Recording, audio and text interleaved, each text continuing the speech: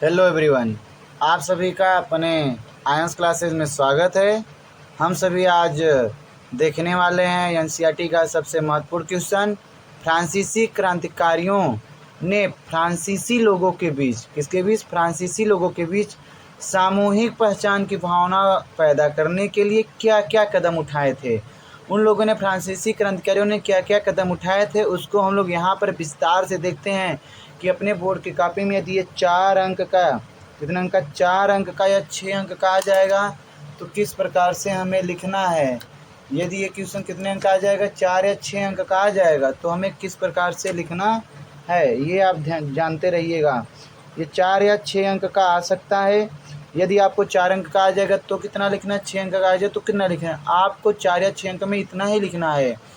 आप सभी लोग अच्छे से देखिएगा, आपको बोर्ड कॉपी में ये क्वेश्चन नहीं लिखना है। आप लोग सीधा यहाँ से प्रश्नोत्तर संख्या डालिएगा। सर्वप्रथम सबसे ऊपर प्रश्नोत्तर संख्या डालिएगा, वहाँ पे जिस संख्या रहेगा वहाँ पे लिखकर उसके आगे से लिखिएगा। किस प्रकार से लिखना है हमने अपनी कॉपी में लिखकर आप लोगों को बताया है। चलिए हम लोग देखते हैं। तो यहाँ पर फ्रांसीसी क्रांतिकारियों ने फ्रांसीसी लोगों के बीच सामूहिक पहचान की भावना पैदा करने के लिए निम्नलिखित कदम उठाएं। आप लोग समझते रहिए। सामूहिक पहचान मतलब समूह में, एक समूह में रहने के लिए फ्रांसीसी क्रांतिकारियों ने क्या क्या उन लोगों को बताया कि इस प्रकार से किया जाए, ये लागू किया जाए, ये हो तो आप लोग आराम से इकट्ठे हो सकते हैं। तो चलिए पहला पॉइंट देखते हैं। तो इस प्रकार से पितृभूमि और नागरिक जैसे विचारों पर उन्होंने क्या दिया, बल दिया गया। दूसरा देखते हैं, एक नया फ्रांसीसी झंडा तिरंगा चुना गया जो पहले के राष्ट्रध्वज की जगह ले ली। अब ये दोनों पॉइंट को हम लोग समझते हैं।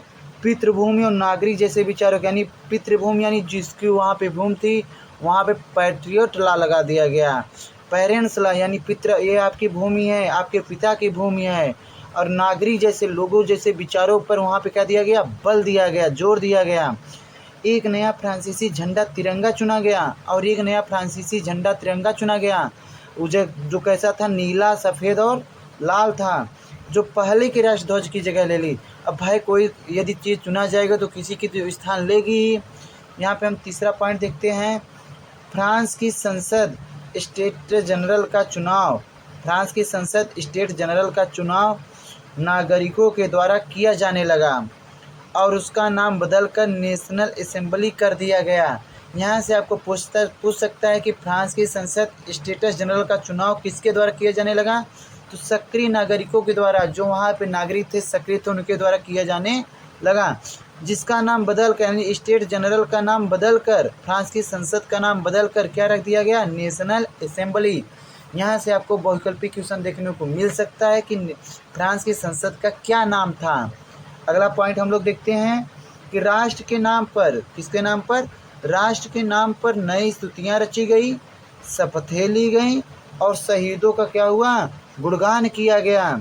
जो वहाँ पे राष्ट्र का निर्माण हुआ था उसके नाम पर नई स्तुतियाँ मतलब प्रतिमाएं बनाई गई, बहुत सारी रचनाएं की गई, शपथें ली गई, बहुत सारे कस्में किए गए, शहीदों का गुणगान किया गया। और जो वहाँ पे पहले से ही मनुष्य जो शहीद हुए थे उनकी गुणगान किया गया, उनकी गाथाएं गाई गई। अगला देखते हैं हम लोग।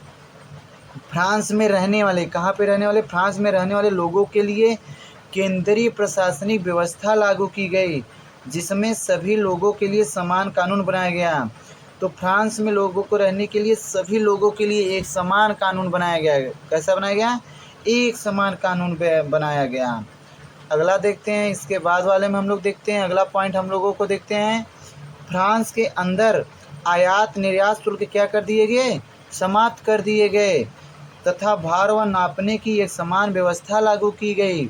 फ्रांस के अंदर जितने भी, यदि आप किसी भी देश से ला रहे हो, फ्रांस के अंदर यदि आप किसी भी चीज़ को यहाँ के इधर उधर कर रहे हैं तो उसका कोई भी शुल्क नहीं दिया जाएगा, सबको समाप्त कर दिया गया था।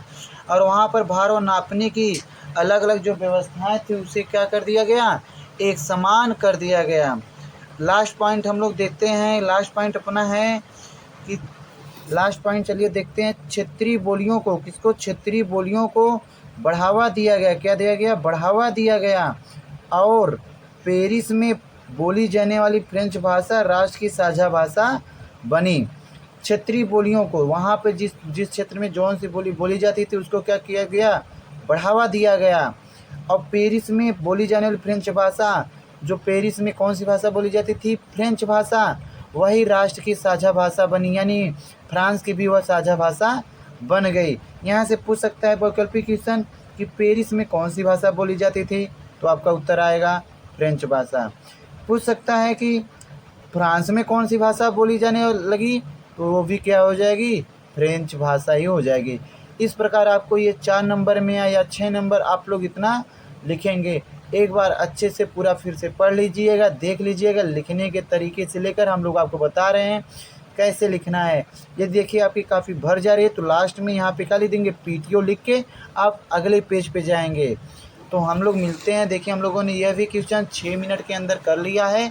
तो चलिए हम लोग इसी के क्वेश्चन के साथ मिलते हैं आपसे अगले क्वेश्चन में। तब तक के लिए आज के लिए धन्यवाद। जय हिंद, जय भारत।